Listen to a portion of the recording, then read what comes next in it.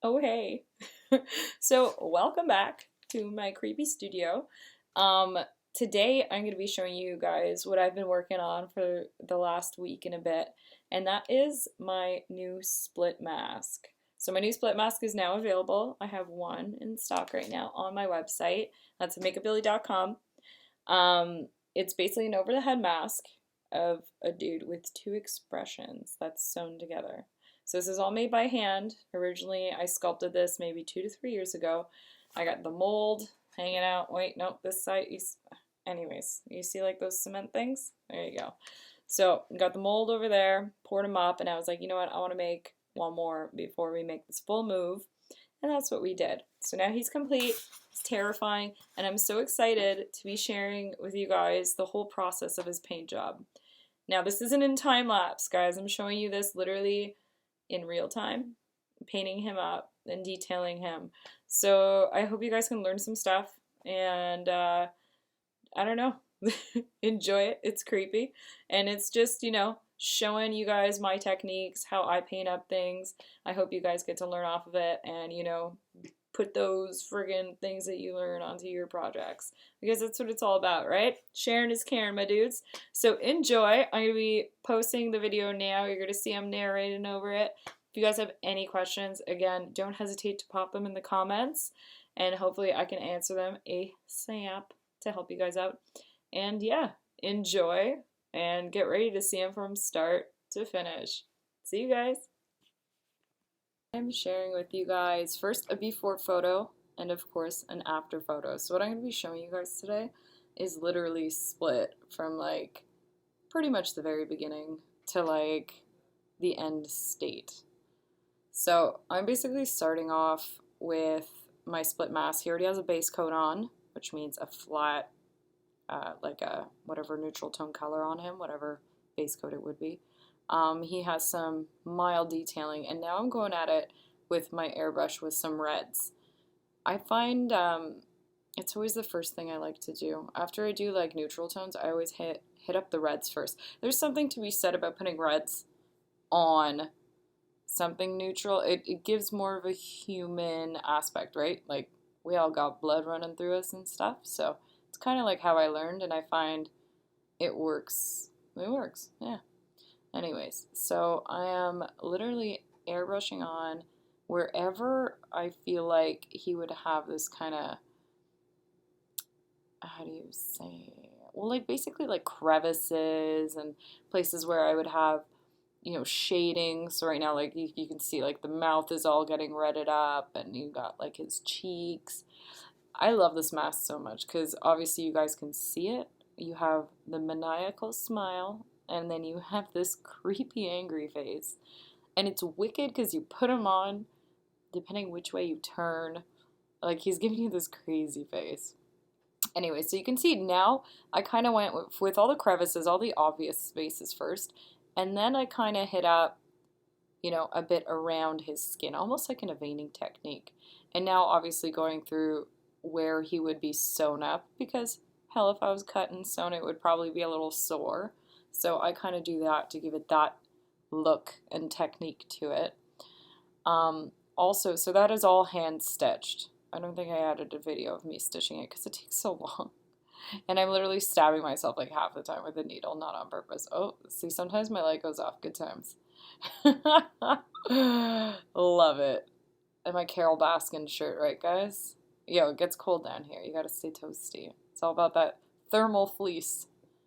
Welcome to the cold.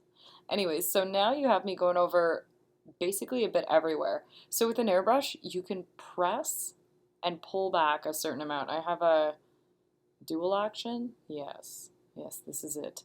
Anyways, so you can literally pull back a bit so it's not so hard. It's not coming out like opaque on him. And I'm basically going around the whole head because I want to give, again, that sense of translucency. So, again, we start with the reds. We're getting a bit everywhere. Me contemplating. I don't know if you guys do this too with your art. I tend to stand back. And I'm always like, all right, is this good? All right, is this good? Even just like looking at the camera, seeing what you guys are seeing, it helps me out so much as to where I'm at. Because sometimes I mean, all of you artists would know this too. You get so deep into your stuff and you're like, oh, God damn. You need those times to step back. All right, so now I'm throwing in some dark, what I want to call it dark umber. I think it is my dark umber hue. But I'm throwing that in there because I want to make this a bit more of a reddish brown. Because now I'm getting into darker detailing. It's all incremental, I find, with masks. I mean, maybe other people do this differently, but I'm a huge, um, how do you say it? I was taught more like putting makeup on people. So you start light and you keep building up and building up and building up because we all know you go too hard and you can't come back from it. It's really rough to overdo something and then go back. It takes time. Your mask might get muddy. So I highly suggest you take your time with it, build up the shadows, build up all that stuff, you know? Yeah, look at me dancing. Every now and then you gotta pop some dance moves in because that's how it is. I don't know about you guys. I need music to like get my stuff done. So it's me in my element. So here I'm going over again those spots, the crevices, because now it has the reds as a base, but now I'm getting into those shadows. It's just, I find it really helps bring the mask alive. And it's tough, guys. When you're painting latex, latex is just this bleh kind of yellow tone, and it's very opaque. It's really tough to make translucent. So these are kind of skills that I'm showing you guys that should help. That should help make your masks look a lot more, you know, realistic rather than spending so much money on buying, like, say, silicone products to make that happen. So right now I'm just kind of going around. I want to break up his skin tone. I'm putting that same darkish brown a bit everywhere. Now, oh, you can see me hitting up the eyelid holes kind of. So to me, this is necessary on this mask. I don't think I used to do this in the past, my first couple ones that I made, but I love giving that depth, that dimension to it. And it's like, hey, these are sewn in. They're actually physically sewn in. This isn't just like glued on. This is me sitting there sewing them by hand. So it just adds, it gives that literal depth to it. Like, P.S., you're in there. Yeah.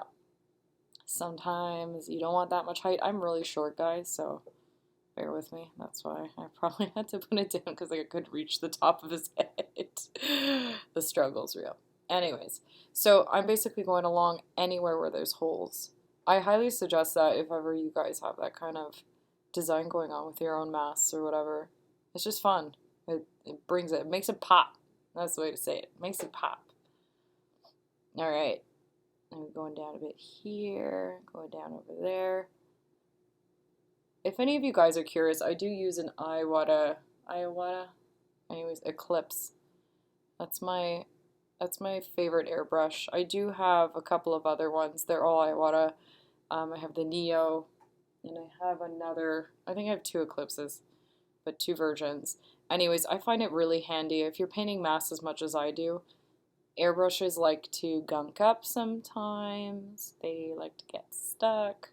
You want to switch colors quick. It's just nice having a couple of them on hand.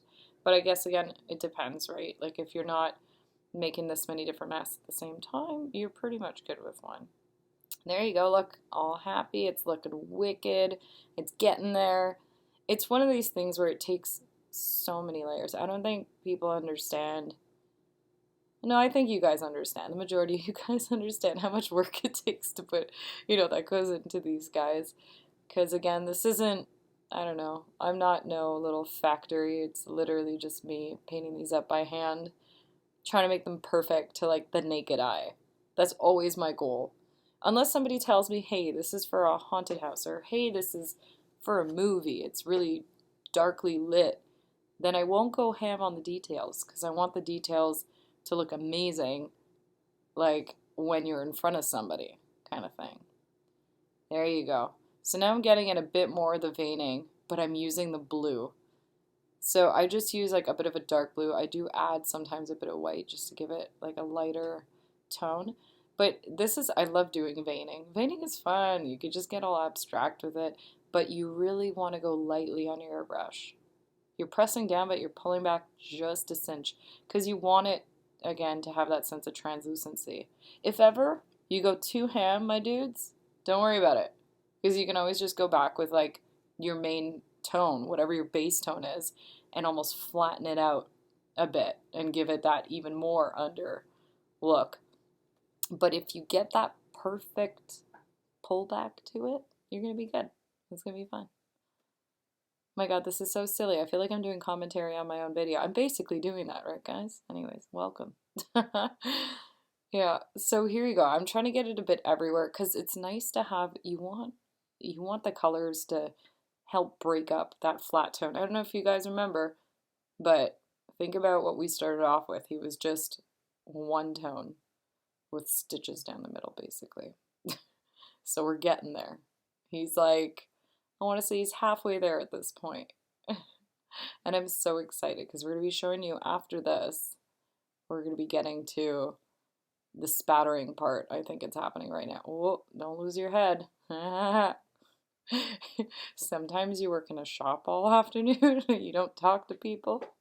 You got to make jokes to your heads, dudes. All right, so I'm geared up with my Illustrator palette now.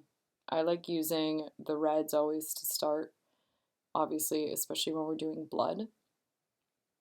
So I'm getting a mix going here, and I'm thinning my Illustrator palette with alcohol, because that's the only way to put it on. You have to use 99% alcohol. That's what activates the palette, and that's how, like, literally you can spray it. If you put less alcohol, it goes on more opaque. You use more alcohol, it thins it out and makes it more like a wash.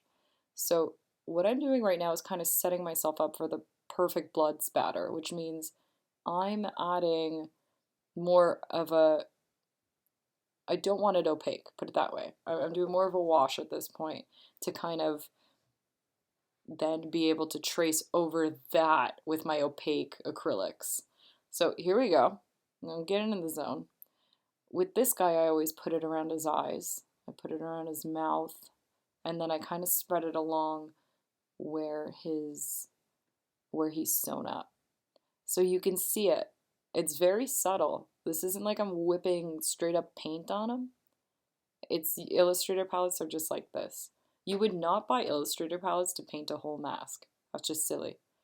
And they're so expensive. It's very much a detail thing that you would use. Same if you have, you know, a client in your chair and you're trying to make them look all beat up, or, you know, you would definitely use your Illustrator palettes then to be able to get some fine detailing in. There you go. So we're going all along. We're trying to spread that out. And you can see, even though it's so subtle, it's now like the outline for me. Now I know where I want to frickin' slob my next bout of paint. So I'm hitting up the back of it because, I mean, he's split down the entire front, right? Front and back. Get her all done. There you go. And see, like, it comes on really wet, then you have to let it dry. So this is me letting it dry now, but check that out. We've built up a solid amount of texture on what used to be this boring, boring base of a dude. So I am stoked because the next part's probably one of my favorite parts. So this is me taking my high flow golden acrylics and putting a bit of 99 alcohol to then thin it out. And slap it on. I love my chip brush. So guys, just get yourself a ghetto chip brush, chop it down. It'll be your favorite weapon. I call it my favorite weapon. Literally, weapon of choice when it comes to paintwork. You can get so much organic just look from it. It's a lot of fun to use, and it's fun to get messy. Obviously, wear gloves or else you're going to end up like me at the end of the day with freaking paint everywhere. And people wonder what you do for like a living, and you're like, oops. The thing with this is you really can't control it. So I'm just kind of going along it. I'll actually be showing you guys a video of my Edward mask getting done up, but it'll be more of an explanation of how to do blood stuff. So stay tuned for that one. It'll be coming out probably later in the weeks to come. Look at that. So he kind of looks like a hot mess, but you know, he's got to dry. I sometimes go in with a Q-tip, exactly like that, to even out blotches, right? Because you're just kind of whipping on paint at this point. So this happens. This happens often, that sometimes you'll blob of paint and you're like, well, shit, I didn't want that there. So don't be scared. Grab your little Q-tip, put a bit of 99 on it, or even go at it dry, depending on how fresh it is. And you can go in and fix that. This is my OCD as an artist, spinning it around, trying to see, okay, do I want more? Do I want less? Do I like that blob? Clearly doesn't like that blob. Taking it off. Oh, good times. But you need those moments. I think it's a huge thing as an artist. You need those moments to step back when you're working on your stuff to be like, okay, am I happy with this? Am I not? Do I want to go back at it? No. Now I'm kind of hitting it up with a bit more opaque blood a bit everywhere. You can see that it doesn't have that much on the brush right now. It's more just to give a bit of a texture to it. That's it. Again, I'm checking it out close. Am I happy with that? Pretty damn happy with that. There's not much on the back, but it's almost like just enough because that's just like where he's wired up. You know? If I was a dude wearing this mask, this piece to fit, yeah, what up? High five. Anyways. I'd probably get all the splatter on the front, right? If you're attacking people from the front. So now where we're at is we're doing the final touches. So you can see the blood already dried darker. I'm doing the final touches at this point with an even darker shadow base. So before we were using like reds and browns to kind of complement the red we were using. Now I'm probably going in with more blacks and reds to go over those holes again, to go over the split down the middle, to also go over, you know, a bit more on him, just to give him more of a, again, expression, to give him more, if I'm going to be taking photos of this guy, I want to make sure he stands out. I don't want to just, you know, him being flat on camera. So I'm creating that depth one last time because if you guys know me, I will work on my masks until like way too long. I think that's my biggest moment where it's like, Vicky, stand back, stand down. Because it's art, right? You can just keep going at it and going at it. So here I am. I'm just going over those last things, those last, yeah, making it hella more prominent. That creepy smile, getting into more of his jawline under his chin, a bit more of his eye crevices, outlining his ear a tad more. There we go, getting the last of the back done up. And again, like I said, dudes, it's all about doing it slowly in the sense that you want to build up your shadows. You don't just want to go, wah, like put black in there and your stuff's just going to be like too crazy. I mean, if you're going for that, well, hell yeah. But if you're not going for that, then always be patient. Start light, go darker, go darker. Hey, let me bust some dance moves. Happy girl. Oh, I can't wait to go live with you guys again. It's always so fun. You can tell I can't contain myself sometimes. There you go. So a bit darker. I think this is me being very happy with what I've created so far. There you go. Happy girl. No, maybe a bit more. And you know it's helping, guys. I don't know if you noticed, but I'm using like stupid selfie rings. So that thing has a light on it and it helps out a lot in the sense that I'm able to see a lot more under that and looking into the camera to what you guys are seeing right now than I am just staring at it on my own. It's kind of like getting all angles. I really, I enjoy working like that. Hell yeah, we did it. What? Happy freaking girl right there, let me tell you. I love this mask. This is literally one of my favorite masks of all time. So it is an original design. Super spooky. I love it. He's just so fun to wear. He's terrifying on like everyone. So that's always fun. Oh, that's me going over with one more round. See? Sometimes you think you're done, but you're not really done. I get that. And that's fine, you know? Always give yourself, like, you have time. You know, you don't have to rush your shit. I think that's a big thing that we all I don't know. We all get excited. We're like, oh man, we just want to make so many or this and that. And I don't know about you guys, but I want to be putting out quality. Like I want something that I would buy too, you know. So, hi. Almost done. There you go. No. Ooh, going in with even darker. That's terrifying me. That scares me. I think I know what I'm doing though. Wait for it. Yeah, it's to get that bottom half. We always forget about the little things. Kind of like, I don't know if you guys heard about that, like Twilight. If you look at all the actors' ears, they were all red because they forgot to put makeup on them.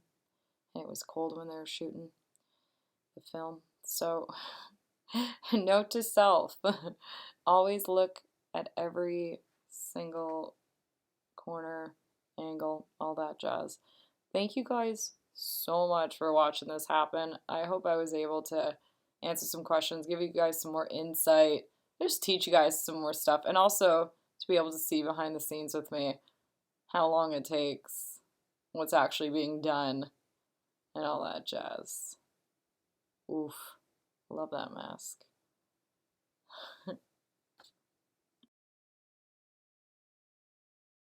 Well, my dudes, that's it. You got to see literally from beginning to end the whole process of painting my split mask. Maybe not just the boring base coat part, which is fine because I think I would have bored you too much anyways with that. But you got to see the best parts, and that's literally building up that translucency, throwing that blood everywhere, and just making them look darn creepy and not just some blah piece of latex. So I hope you guys enjoyed this video. If you did, hit that like. And if you loved it, guys, subscribe. I'm going to be posting hella more videos like this. More time lapses, and obviously more movie Mondays to come. I'm really stoked, and I hope you guys learned a lot from this. You know, that's what's key. Like, I want to be sharing some knowledge with y'all so y'all can implement that to your projects. That's what it's all about, right? Anyways, all the best, and you guys stay spooky. We'll see you soon. Bye.